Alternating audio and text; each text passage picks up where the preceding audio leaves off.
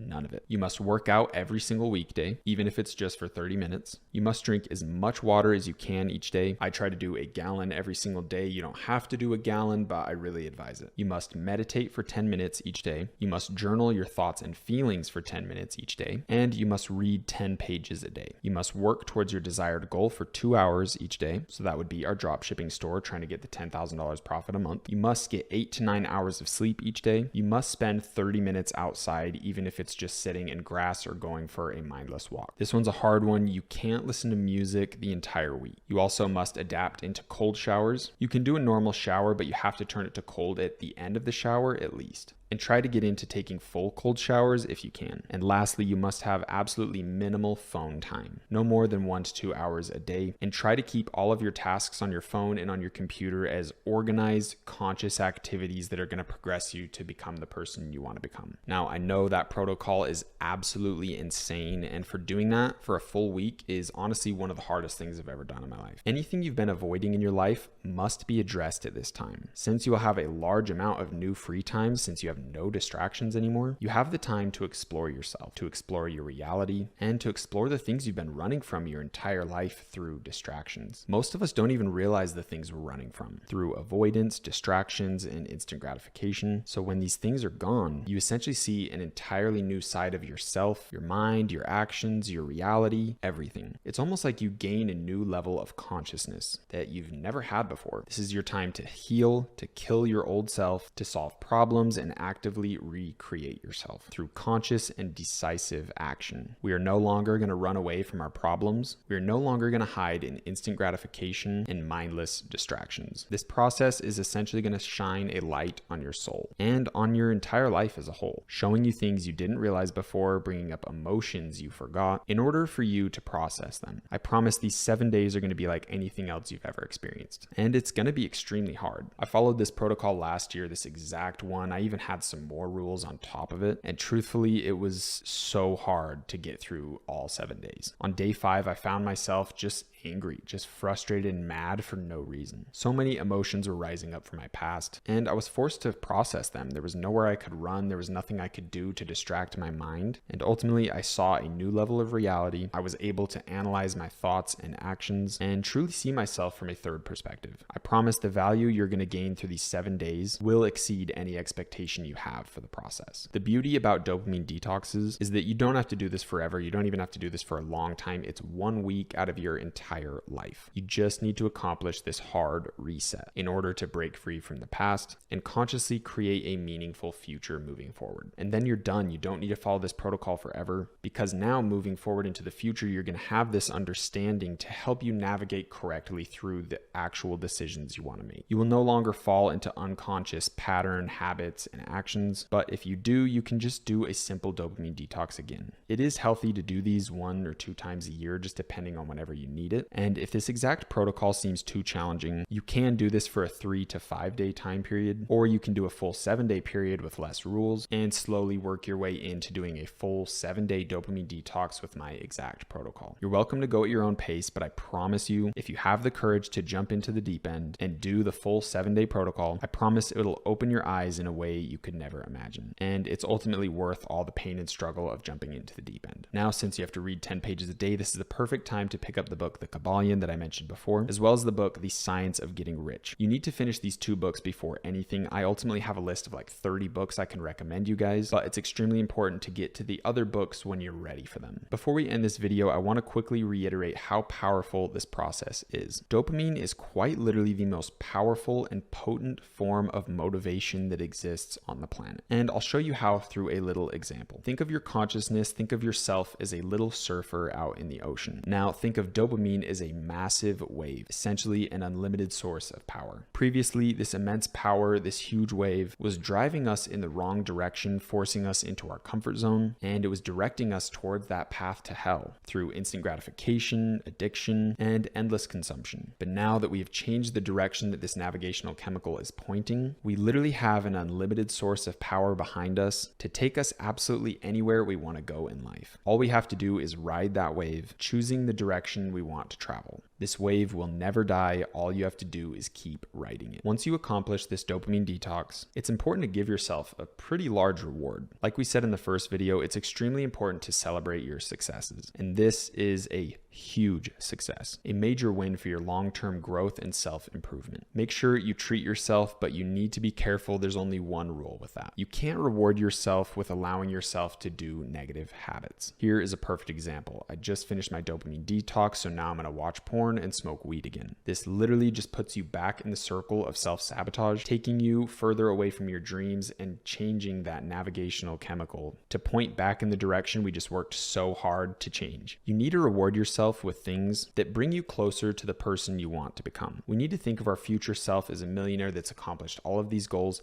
How would that person reward themselves for tasks they accomplish? They'd probably go buy something nice, go on a very nice vacation, get some new clothes, go to a fancy dinner, help out the people they love. love, treat yourself to things like this. Even if it might be a little bit hard on the budget, reward yourself by showing yourself what wealth looks like. Live a day in the wealthy man's life. Go to a fancy dinner, get some new clothes, go look at new cars, go look at new houses. Just be in the environment of these things. Reward yourself in ways that will make you feel proud of yourself at the end. Reward yourself with actions that resonate with your newfound identity. And lastly, we'll leave you off with our action steps. Number 1, begin your dopamine detox protocol. Go make a post in the community group with your exact protocol, the amount of days you're doing it, and the exact day you're starting. Once you finish this protocol, come revisit your post and let us know what you learned and what you experienced. Number 2, read The Kabbalion and The Science of Getting Rich. Little tip, I like to order the book on Audible and have a physical copy so I can listen to it as I'm following along. And number 3, get ready to finally jump into Module 2 and start our journey into e-commerce.